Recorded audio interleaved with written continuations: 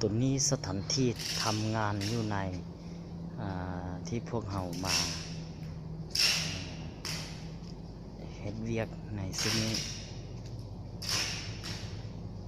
อย่างนี้เด้อมันก็เป็นเวียกงานที่ว่าเบาแล้วก็ทุกคนสามารถเฮ็ดได้ทุกมื้อ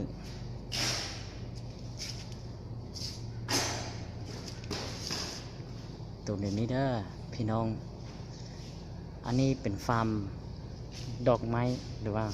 ฟาร์มใบไม้เป็นแบบนี้เด้อ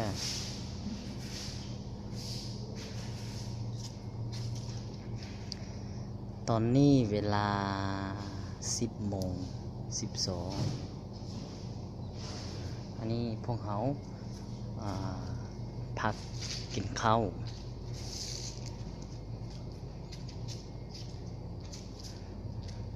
แนวนี้ละตรงนี้ข้าพเจ้าเป็นผู้รับผิดชอบ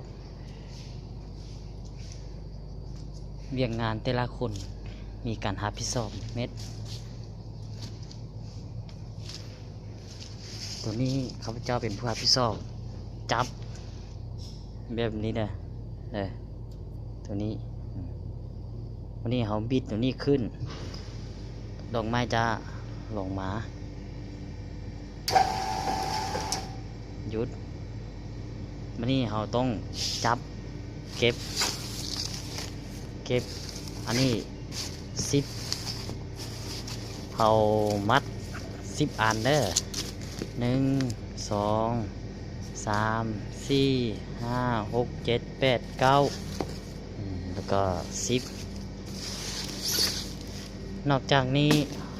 เราต้องเอาสุมเทียดก้อนอันใดเหย่าเราต้องเอาออกก้อนเอาตัวน้อยลงวันนี้หลังจากนี้เราเอาไปมัดอยู่ใน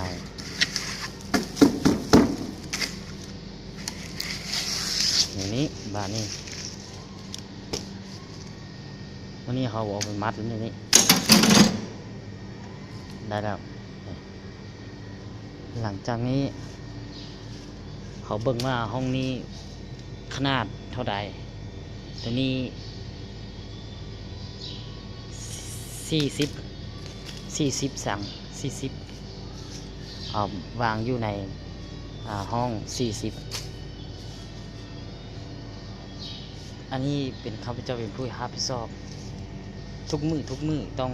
มาเฮ็ดตัวนี้ก็คือเดียวตัวนี้45ตัวนี้45เขาต้องบิดตัวนี้ขึ้นลงจับคือเดียวเมื่อกี้นี้เรียกตัวนี้มันบนนักเด้อคันมีพี่น้องมาเพิ่มมาฟาร์มดอกไม้อันนี้เป็นการดีสุดอยู่ในนี้เด้อทุกคนเด้อ